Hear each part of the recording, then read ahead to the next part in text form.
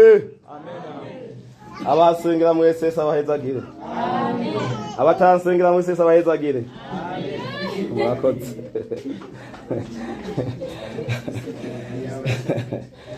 Yesu ashimwe. Ego byukuri cyambere twashimiye Imana yo mwijuru. Yambatiye mikamurungu wa kumwamba. Ku buntu budasanzwe Imana itugiriye. Kikonde cyambere atishitira. Kubera byukuri aka kanya tuvugana hariho benshi bariko barinjizwa mu masandugu. Kuri amene bangena mu mochari. Hari abandi bariko rabibimugunye tuvugana. Nango bankara nibo remara. Hariho abandi bagwaye bidashoboka ko bava mu nzu. Benango nibo twara swa kwa risa gushoka mu manyumba. Ariko Imana yangiriye ubuntu nkisanga hano. Batirebe murunga batitira ko kifundo bakipeza pano. Kandi nkabona mwese mwaje Imana ihabwa icubahiro. Bona bonse mafika murunga ya mikike. None byukuri cyambe ndashimiye Imana yo mwijuru. Sho yamba ya mikamurungu wa kumwamba. Shimira n'abavyeyi batwiyumviriye ko. Kana kuri makoro amene abakanizira. Mpemu yabaciye mugira ngo uyu munsi bishoboke duhagara imbere y'ishengero. Yesu nashimwe. Umuntu wese adafisa agahinda nandamukize mugenzi we. Ali Yesu aribe matanda urapose ko munzake. Okay, umuntu wese asengera uyundi na mundamukize. Usengera mundamukize. Umuntu ali Yesu apose ko munzake amera pembe. Kandi ukaba mundamukize musengera. Ni cyaha cyuza kwihana. Akapera muposa tunamupemperera. Ndamutse umuntu usengera. Ati posa umuntu amene upemperera. Amen. Aha rero tumenyana sibyo none. Amen. Amen.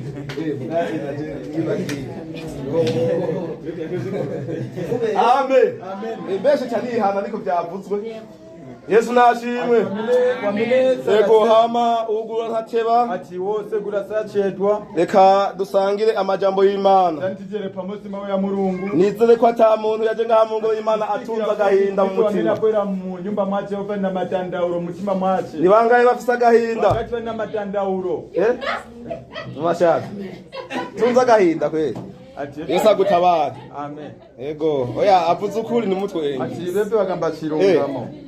Ega birashika. Nonazo ngo simateka gutunga agahinda baza ngo kunkara na matanda. Nawe agatunze.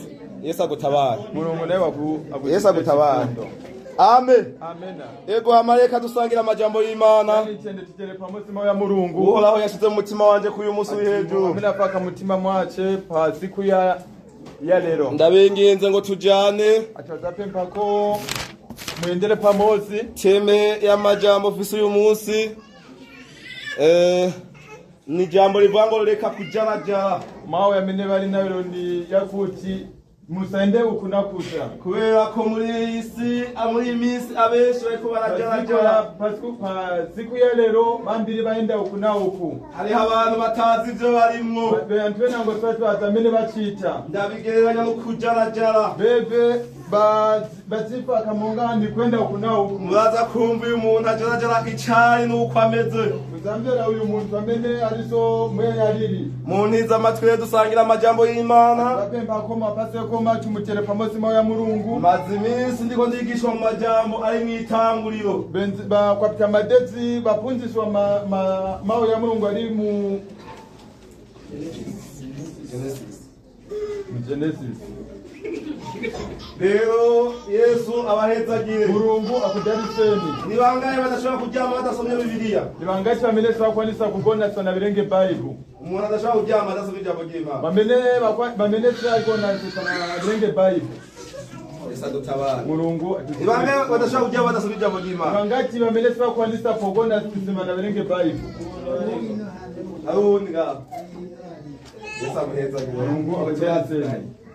Birakomeye kumuntu adasenga, birakomeye kumuntu adasenga, birakomeye kumuntu adasenga, birakomeye kumuntu adasenga, kuko hagiye guhagarara umuntu yamara imbere y'Imana, kuko hagiye guhagarara umuntu yamara imbere y'Imana. Birakomeye kumuntu adasenga, birakomeye kumuntu adasenga, birakomeye kumuntu adasenga, birakomeye kumuntu adasenga, kuko hagiye guhagarara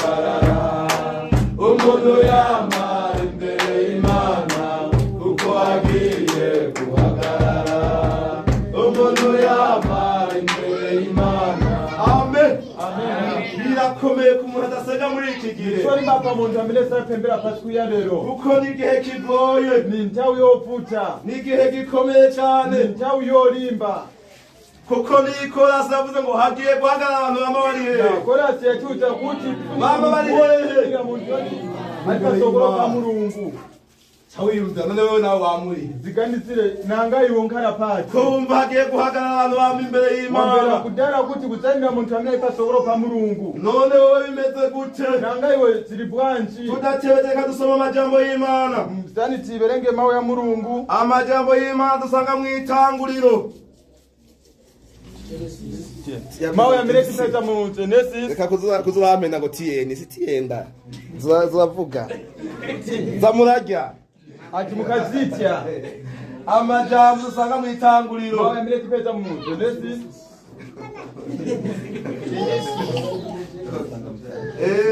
itanguriro 8 8 dorahera kuri 5 Zambia pa 5 turasoma mu izina rya Yesu Ndoberenga mu zina la Yesu amazi agenda arageruka ubudasiba gushitsa mu kwezi kw'icumi ubu turi mu kwezi kwa kangahe amazi agenda aragira iki mandende yasabwa amazi agenda arageruka yaenda yasira amen amena ugeza mu kwezi kw'icumi nkuko turi mu uyu munsi bafika mu Oktoba monga mu kwezi kw'icumi ku munsi wako wa mbere udutwe kw'imisozi turagira iki turaboneka amen amena gatandatu ngo iminsi 40 ishize Nowa yugurura idirisha ry'ubwato yabaje indwi arekura igikona kiragenda kigira iki kiragenda kirajarajara amen hariho abantu nageranije n'igikona ati kuri bantu ambene Amen. ba pale tungana mw'imisi bagenda bajarajara baenda uku na uku batamenya ivy'umukiza zibaziba ba Mulungu batamenya igihe turimwo zibaziba ntawe yamene tirimo aba bantu bagereranywa n'iki gikona bari monga kinyoni reka dushishikaye dusome twumva ivyatubwira yani tipitiritse kuberenga cyone bati ngo kigenda ngo kirajarajara ngo gushitsa aho amazi agize iki yakamiye kw'isi haleluya amen hariho abantu bagenda barajarajara muri iki gihe kuri niryo jambo bamene bari dusengera bakora mw'isi pasiku ya rero iki gikona niwiyumvira impamvu cajarajaye kinyoni kiganize waitina bwarara iki gikoni gituma cajarajaye chavu Nowa yaragitumye ngo genda uturabire hari ingene bimeze Nowa nakitubize tendani kuze utone ko mwetsiri kimaze gushika hariya Wewe tinafika kuja gica gisanga hari imivyimba y'abantu tinapeza kuri bantu bo kufa naco gica kibi gikunda imivyimba nacho jambo chose bantu bo bica kufa biranga ngo kigarukana inkuru nacho kinabwerera cyareta story nuko muri iki gihe pasiku ya rero hariho abantu bameze nk'iki kuri gikona bantu bari monga ikinyoni bikundira imivyimba bakonda abantu bo kufa bariko barajarajara bakwarara muri iyi si bazikora panzi batazi ko turi mu rugendo rwo kuja mw'ijuru urendo wenda kumamba amena amen umuntu wese umuntu yiyumvire ari Yesu aganitse iki gikona naciyumviriye ko kinyoni shwasiganitira igituma Nowa yaragitumye chifukwa Nowa nachituma maze kikagenda chabo chaenda gishitsera nticagaruka fika kuza ni chabwe ni kuko rero benshi bashitse muri iki gisagara kuri bandi banafika bamaze bano kugishikamo baca baradibama bamwe banafika baca bibagira Imana banayibara Mulungu haleluya amen baca bibagira Imana banayibara Mulungu bameze nk'iki bari gikona monga kinyoni iki gikona kinyoni iki cikundira imivyimba Kikunda vo duca kufa. tubura yuko ibintu tuba turirukamo Tiona tukibagira Imana Tiba dusa n'abariko barakunda imivyimba bana monga kibara naho bakonda abantu bo kufa Yesu adutabara Mulungu atichitire reka tubandanye gatoya Chiritse pangono ngo ku munani acavuga ngo maze arekura inuma kugira ngo amenye ko amazi yoba agize iki agabanutse mw'isi. Amena. Amen. Ngo Nowa amaze kubona ca gikona Nowa pomwe naona yatumye mu kirame kw'amazi yaheze hariya cigumiyeyo ngo yaciye ahindura inkoro aca ngo hageze ko mu minuma nayo ize kuraba uko bimeze. Iyo ndione ko kuzava muri zibiri. Hariho abantu bameze nk'inuma, Muri bantu bari mu hariho abantu bameze nk'iki gikona. Muri bantu bari mu nga kinyoni. Amena. Amen. Hariho abantu bameze nk'inuma vrema. Kuri bantu bari mu nga barayitumye banayituma maze nayo iragenda. Nayo Tumva ko abatumwe bari ubwoko bubiri, umwe yabatumwe maze gutata ariko bacabona ibihimbana mw'ico gisagara aca mumayo yibagira Imana, yibagira iyamutumye. Nuko muri iki gisagara turimo abenshi bibagiriye abatumye, abenshi bibagiriye Imana, bariko bagereranywa n'iki gikona. Kandi muri iki gihe hari n'abandi bagereranywa n'inuma, bazi ivyo barimwo, bazi ko bikomeye ku muntu adasenga. Nimumvugire amen. Bazi ko bikomeye ku muntu adasenga, bazi ko agiye guhagarara umuntu yamara imbere y'Imana.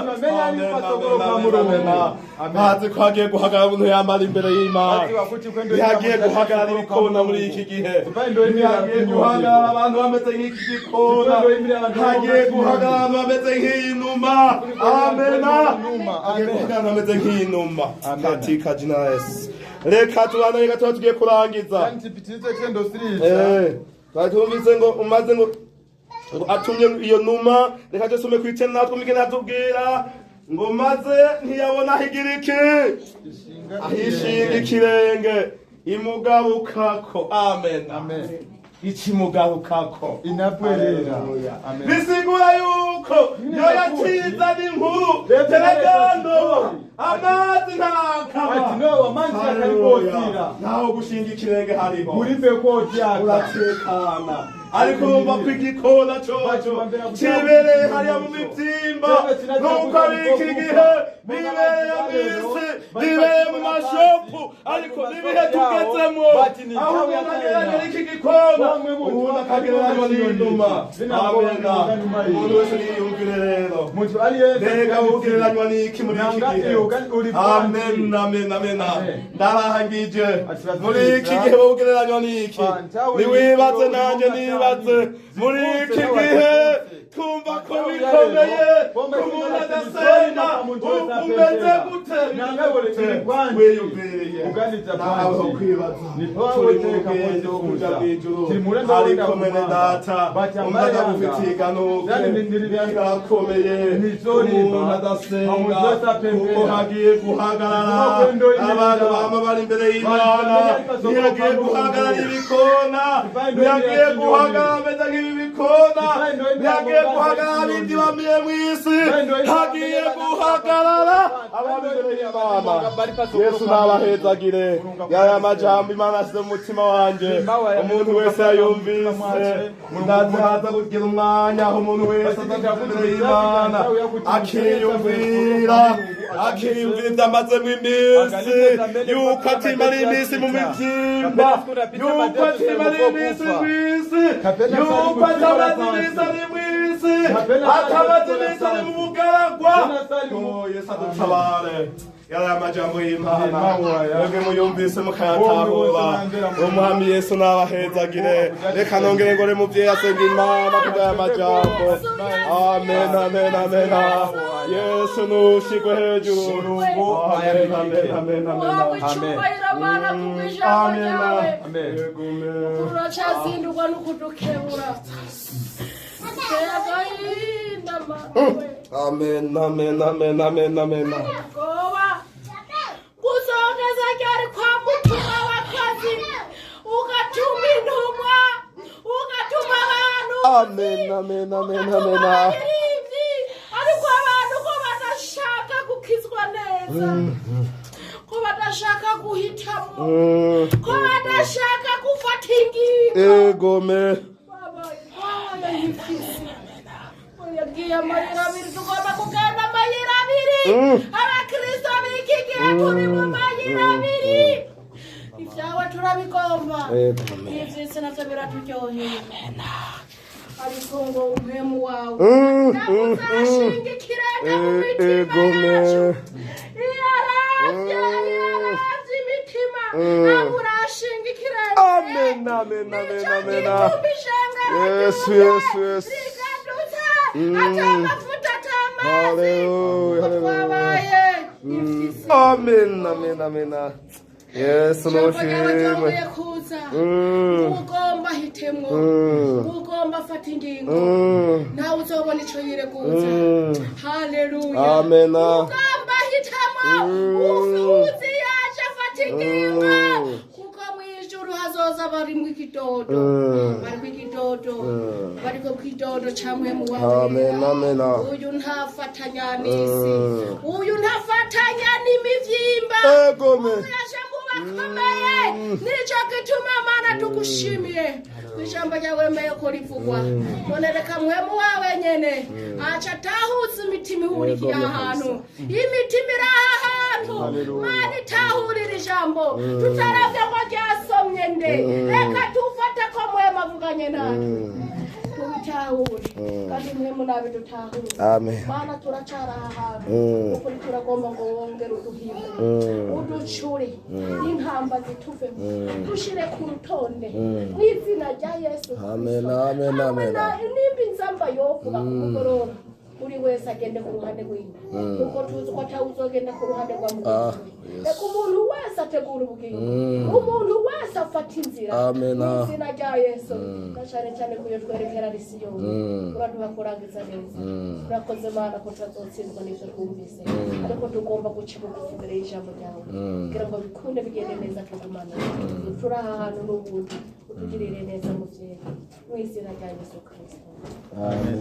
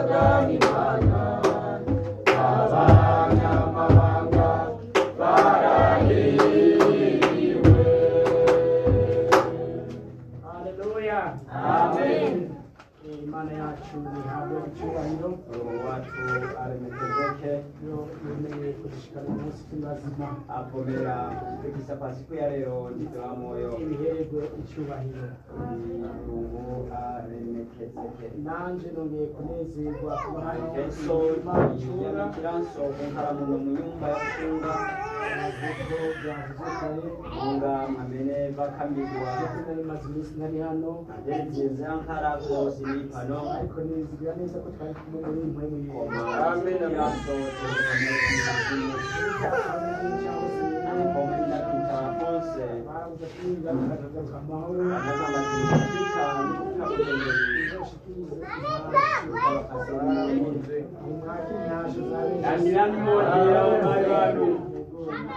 ishimwe Mulungu aremeke kandi yali kupempeni timirire tembere kuyimbira Yehova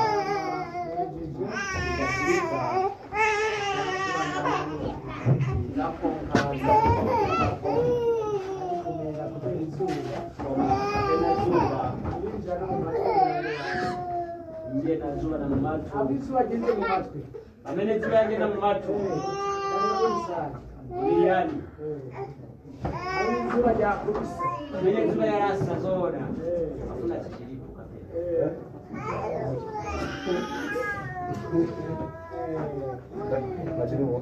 Yakubise tu. ngende kuririmba Yanatende kuyimbira Yehova. ariko rasibuye ntawe uzobungero Nikolasi amenyirangwa ntawuzobura kuriko bamena ndagasowa corona. Ntawuzobura ingero. Ntawuzobura ingero.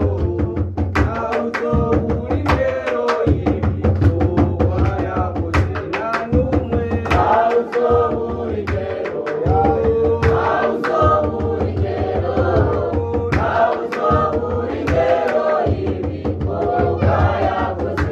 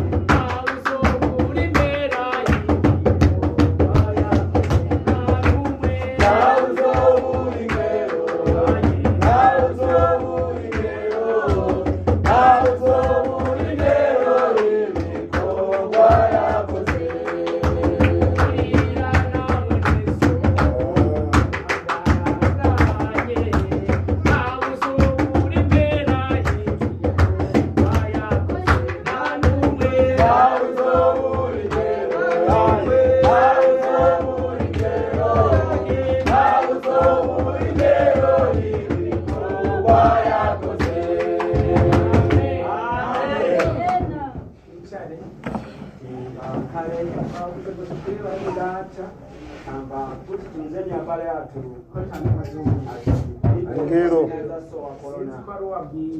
Nizi atukuru amene wauza. Claudi mauza mila ndani. Hello? Halo Claudi. Ati wauza ndani. Okay. Wewe wabie ni.